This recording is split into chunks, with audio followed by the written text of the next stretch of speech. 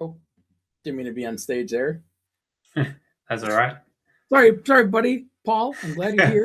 I'm gonna pop off and let you get to it. Thanks, everybody. Okay. Thanks, Jace. All right, let's get this started, shall we? I assume everyone can hear me. Emoji react if you can hear me. I can see a thumbs up, so all good. Let's see how this works. All right. Can I just in the chat, if anyone's in the session, just to say some words, just so I know people are here.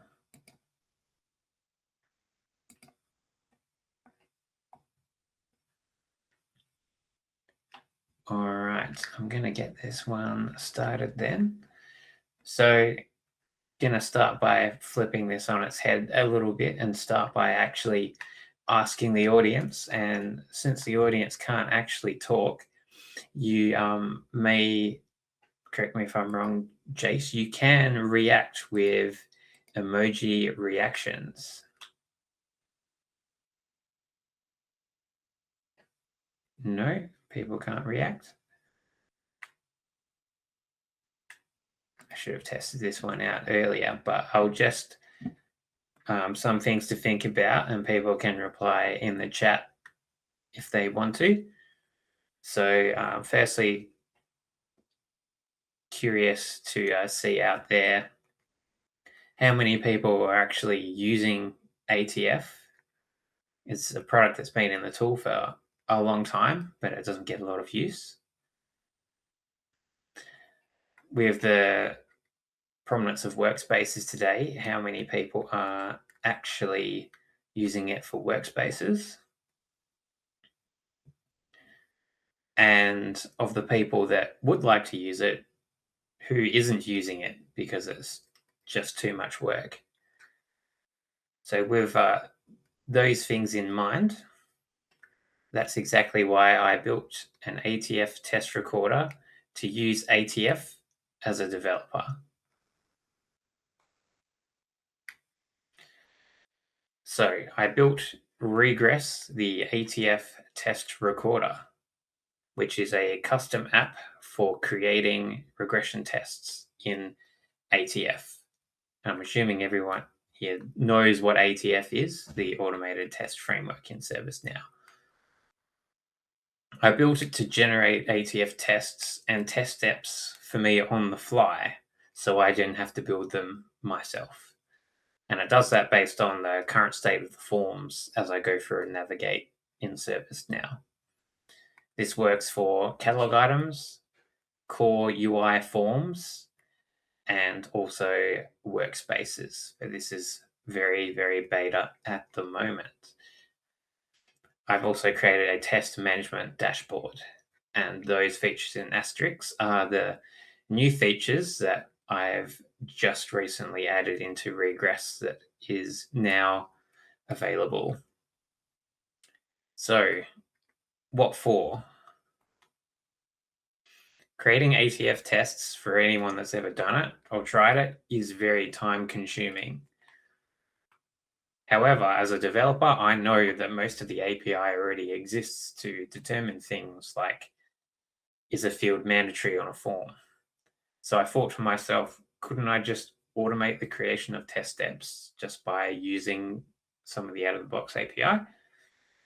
So I really challenged myself and put that to the test, pardon the pun, to generate the test steps myself so I don't have to write them. The main use cases that I built this for were for upgrades and patching. It takes a long time, or it can take a long time, depending on the complexity of your environment, to perform an upgrade.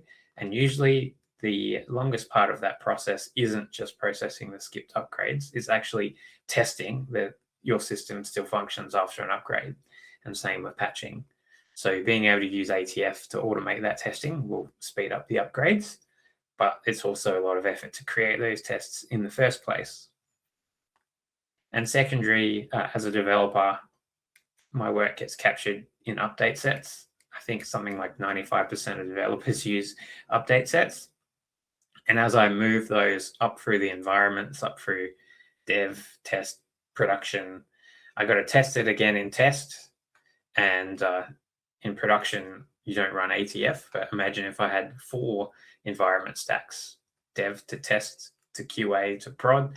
That's 3 times I have to test something. And I could just write one ATF test and then just rerun it in every environment to validate that my deployment is functioning as expected. So what we probably all came here to see, very risky doing a demo in a live stream, but hopefully it will all work. So I'll show you in my PDI how this application works by taking a catalog item through its entire process, from logging it in Employee Center to processing it, including approvals, to closing it at the end. So let's jump in and see Regress in action and hope that it is nice and smooth. So I'm in my PDI and I've got in the top left-hand bar, I've got a little record button for Regress. So if you're a developer, you're probably familiar with Explore there, right next to Explore. Press that button and ATF is going to start recording like magic. So it's just refreshing the page there. And now I can see it's live recording. We've got the red there to show us that we're recording. So I'm going to jump into Employee Center and I'm going to request a thing. So I'm just going to refresh this page to get the recording confirmation message. There we go. You are currently recording an ATF test using Regress. Steps will be recorded when form is saved or submitted. And I'm going to open the test in another tab here so we can make reference to it. It's empty at the moment. It's just noted when it's started recording and the patch level I was on. So we're going to go through here. We're going to fill this out. Please select a device. Additional details. Business justification. Put in a cost center. So we're going to complete this form and we're going to order it. So see this message here, test steps have been created for the record. And we'll have a look at our test. We'll just refresh that related list. And like magic, all the test steps are being created for us, including impersonating the user that I am, opening the catalog item, setting the variable names. You can see there I put details, justification, IT, the same things I just put in. And then it's done a full variable state validation dump of all the variables that were visible, not read-only, and mandatory, and then it's submitted that item. So let's grab the RATM number and we'll jump into Service Operations Workspace. Most customers by now are using Service Operations Workspace for ITSM, so it makes sense to have your ATF tests in the user interface that everyone uses. So this is the request item here from the one I just raised in the Employee Center. You can see there from the variables. So I'm just going to save this just to take a snapshot of that record. Come back here, take a look, and we can see it's queried the record, opened it, and it's just done a translation of the form state in its entirety into test steps, including the UI actions that were visible, all the field state validation of all the fields on the form, and also it has captured the UI action that I clicked as well. And if we have a look at the record query as well, it has automatically joined it up to the catalog item that I requested. See there, request is step 5, order a catalog item record. So let us continue through here. most requests start with a approval. I open the approval record. We want this to be a realistic test, right? So we want to actually approve this as the big boss. So we're going to impersonate the big boss.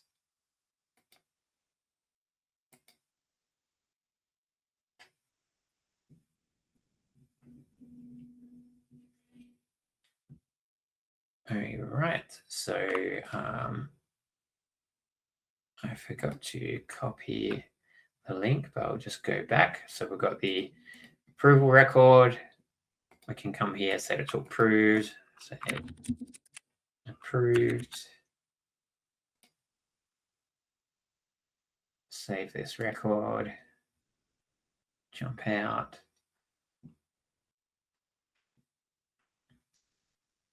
And we'll go back to our request item. Check on our test as well. So we can see here it's kicked the UI action. It's detected that I changed the user, so it's done impersonation.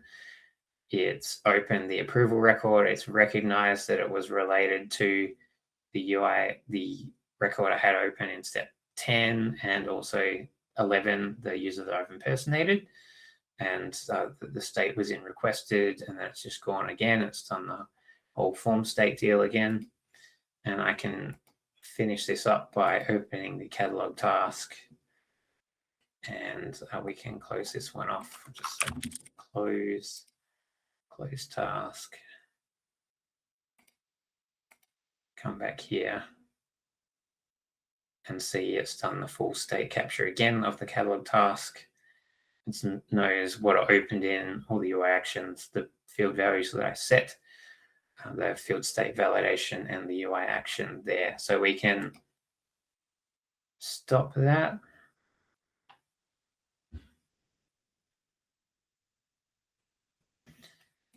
Here, and I don't know if this will finish in time, but I'll just run that in the background there. There should be a test client runner that I've got sitting here that will go through and replay everything that I just did. But while that's happening, I'll just quickly show you the last thing that I've been working on is a test management dashboard. So creating tests is half the battle. The other half of the battle is maintaining the tests that you've created. So I built this dashboard that tracks tests that have actually passed since you last updated them. So the concept here is that a certified test is a test which has passed since you built it. So you know which tests are actually worth reporting on. And then from there, you'll get other metrics like the total number, which ones have failed on their last attempt, which ones are failing, the overall pass rate of those tests, how many haven't been scheduled, and how many haven't been executed in 7 days, with a list of failing and aged tests in there. So I'll just continue to scoot through to the last slide so we can do some quick questions at the end. So if you want to know how you can get it, I just uploaded the latest version today that has the support for workspaces and has that test management dashboard. You can get it at ServiceNow Share, and I've also got a website. And if you want to connect with me more generally, there's some details there for LinkedIn SN Devs and SN Nerd. And we did have one question. Does it support multi-row variable sets? Yes, it does support multi-row variable sets. I must admit, I haven't actually tested the functionality for a while, but I did build it to support it. So it should still work in theory. Feel free to let me know if it doesn't, but it should still work. And we've hit 9:30 there. I'm just going to double check on how, oh, damn it, it froze. Anyway, I would have liked to have the time to show you that it does pass the test, but I've run out of time. But I can assure you it does pass as it runs through everything. All right. I think Jace has gone off to the next call, and I've hit my time limit. So I'll just bring up that last slide again, if anyone didn't see it, and we'll wrap up there.